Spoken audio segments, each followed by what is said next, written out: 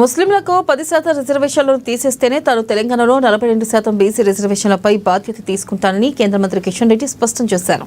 ఇవాళ ఆయన బీసీ రిజర్వేషన్లపై ఢిల్లీలో మీడియాతో మాట్లాడుతూ ముస్లింలకు 10% రిజర్వేషన్లను తీసివేస్తే తాను స్వయంగా రాష్ట్రపతి ద్రౌపది ముర్ముతో పాటు ప్రధాని నరేంద్ర మోదీతో కలిసి మాట్లాడతానని తెలిపారు. అసదుద్దీన్ ఓవైసీ, అజారుద్దీన్, షబీర్ అలీలు అసలు బీసీలు ఎలా అవుతారని ప్రశ్నించారు.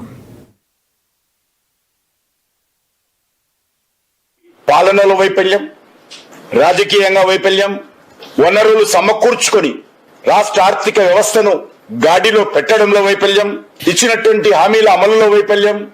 ఒకటి మాత్రం తెలంగాణ ప్రభుత్వం సక్సెస్ఫుల్ గా కరప్షన్ లో, అవినీతిలో బీఆర్ఎస్ పార్టీతో పోటీ పడతా ఉంది. బీఆర్ఎస్ పార్టీతో అవినీతిలో అద్భుతంగా పోటీ పడుతూ ఆ రోజు కేసీఆర్ టిఆర్ఎస్ ప్రభుత్వము ప్రైవేట్ లిమిటెడ్ గా హోల్సేల్ కరప్షన్ చేస్తే కాంగ్రెస్ పార్టీ ప్రభుత్వంలో రిటైల్ గా ఈరోజు అవినీతి కుంభకోణాలకు పాల్పడతా ఉన్నారు. అవినీతిలో అగ్రస్థానం, అప్పులలో అగ్రస్థానంలో ఈరోజు తెలంగాణ రాష్ట్రం ఉంది. నేను ఒకటే అడుగుతా ఉన్నాను, గతంలో తెలంగాణ రాష్ట్రంలో స్థానిక సంస్థల ఎన్నికల్లో 34% రిజర్వేషన్ అమలు జరిగింది.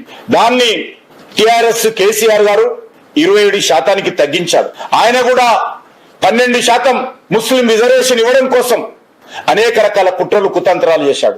మజ్లిస్ పార్టీ కనుసైగల్లో ఆ రోజు బీసీలకు సంబంధించినటువంటి రిజర్వేషన్ లో 12% మజ్లిస్ పార్టీ ఆదేశాలతో ముస్లింలకు ఇవ్వడం కోసం ప్రయత్నం చేశాడు.